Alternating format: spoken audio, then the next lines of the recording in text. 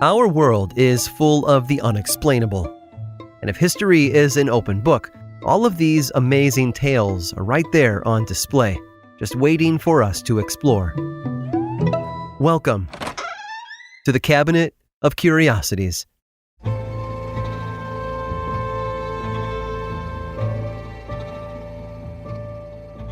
When you're fighting a certain kind of enemy, it's not always about who has more guns or more soldiers.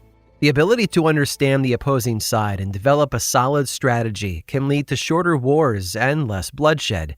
During and after World War II, when the United States needed help handling a foreign power as quickly as possible, they called on one man. His name was Edward Lansdale, and he was a United States Air Force officer. His specialty was psychological warfare, getting into the heads of his enemies and using their beliefs against them. For example, in Vietnam in the 1950s, he helped lead 500,000 Catholic refugees out of communist-led North Vietnam by spreading religious propaganda. The pamphlets he helped distribute claimed Christ has gone to the south and insinuated a nuclear bomb would be dropped on Hanoi at any moment. And the plan worked. The mass migration allowed South Vietnam to take over as the majority half of the country. However, Lansdale's efforts there were fairly tame compared to some of his other attempts at military manipulation. Upon discovering the Vietnamese people's belief in prophecy, he paid local fortune tellers and astrologers to write predictions for an almanac he was publishing. Once completed, he snuck it across enemy lines and let it do its work. The book forecasted problems for the people in the north, encouraging them to move to the south where it was safer. But perhaps his wildest idea came in the 1950s while he was working to squash a communist uprising in the Philippines. Soldiers who didn't want to be associated with the rich Manilan Filipinos embraced communism and formed their own rebel militia called the Huks, and their numbers were growing. Lansdale was sent in to stop them. Unfortunately, the Huks had taken a prime position at the top of a hill. Luzon and U.S. forces were unable to get to them without sustaining significant casualties. But Lansdale had an idea. He knew what the rebels were afraid of, and it wasn't guns or bombs. It was called an aswang, a creature with a long tongue and sharp teeth that drained its victims' blood, kind of like a vampire. Lansdale went to work spreading rumors about an aswang feeding nearby, hoping to spook them. But rumors wouldn't be enough to convince the Huks to leave their position. He had his troops wait along a known route for enemy patrols.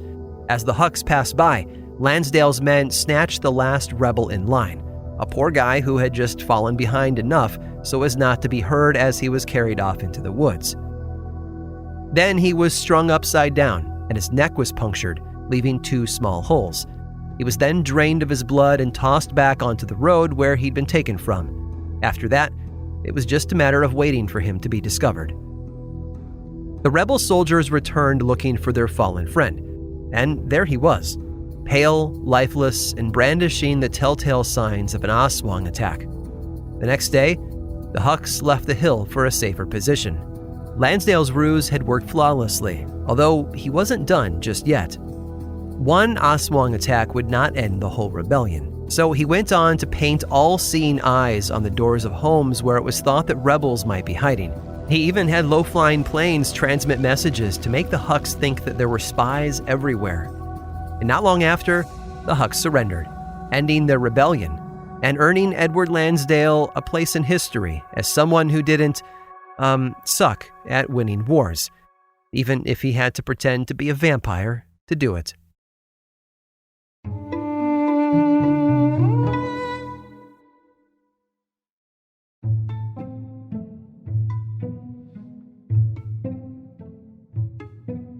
They say dogs in the workplace lead to less stress for employees. This results in more productivity, fewer sick days taken, and a higher morale.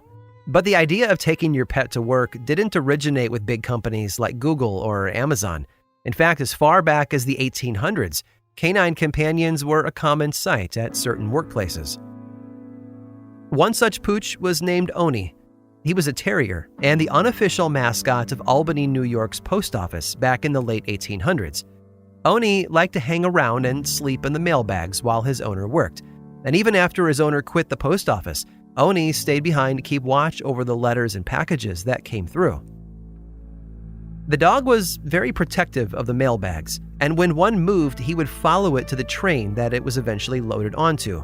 Riding the rails from Albany to another location, Oni stayed with the mail and made sure only mail clerks ever handled the bags. And since none of the trains he rode on ever derailed or crashed, they started to view him as a good luck charm.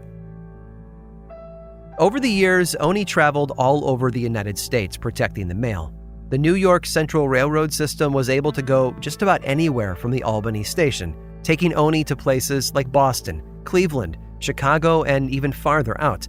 And no matter where he went, the little terrier from New York always had someone to look out for him. Mail carriers from across the country loved Oni like he was one of their own. And in a way, he was. He was kind of an honorary postal employee.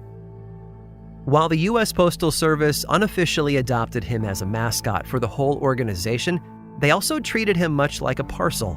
Wherever he went, they tagged him and then sent him along to the next destination. The only difference was that he got to eat and drink before the trip. At every stop along the way, Oni would have another tag added to his collar. And as his trips grew longer, that collar grew heavier. It would jingle as he walked, and when it got to be too much for him to carry, the Postmaster General had a coat made to display them instead. Over time, even the coat became too cumbersome for him. He was just a small little terrier, after all. It's believed that over time, Oni had accumulated over 1,000 medals and tags during his time on the rails, which was a lot for that tiny pooch to carry. He certainly earned each one, though. On one trip, a mail pouch had fallen off a delivery wagon, and Oni jumped out to stay behind and protect it. After all the deliveries had been made, the clerks noticed the missing bag and the missing dog. They retraced their route until eventually they found the bag, and there was Oni, laying on top of it, waiting for them to return. But the dog's greatest journey was still ahead. In 1895, Oni went international. He rode on trains and steamships, protecting the mail as it traveled through Asia, Africa, Europe, and the Middle East. And he did this for an entire year. According to one report, he even received passports and medals directly from the Emperor of Japan.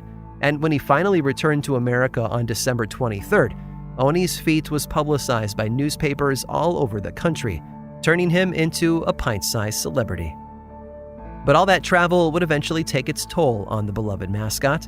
After accumulating over 143,000 miles through his time at the Postal Service, he'd had enough. It hadn't helped that his health was failing and he'd grown a bit aggressive in his old age. 2 years following that famous trip around the world, Oni was put down. He'd apparently attacked a postal clerk and a U.S. Marshal, though it's believed that he'd been mistreated prior to that attack. Regardless, Oni left an indelible mark on both the Postal Service and the country as a whole. The clerks who had been ordered to bury the dog refused to do it, claiming he deserved better. Instead of being buried, Oni was preserved, and his remains are on display to this day at the Smithsonian National Postal Museum in Washington, D.C. It's a fitting tribute for a dog who managed to turn a famous stereotype on its head. Rather than chasing the mailman, Oni became one. Now that's what I'd call a good boy. I hope you've enjoyed today's guided tour of the Cabinet of Curiosities. Subscribe for free on Apple Podcasts or learn more about the show by visiting curiositiespodcast.com. This show was created by me, Aaron Mahnke, in partnership with How Stuff Works. I make another award-winning show called Lore, which is a podcast, book series, and television show. And you can learn all about it over at theworldoflore.com. And until next time, stay curious.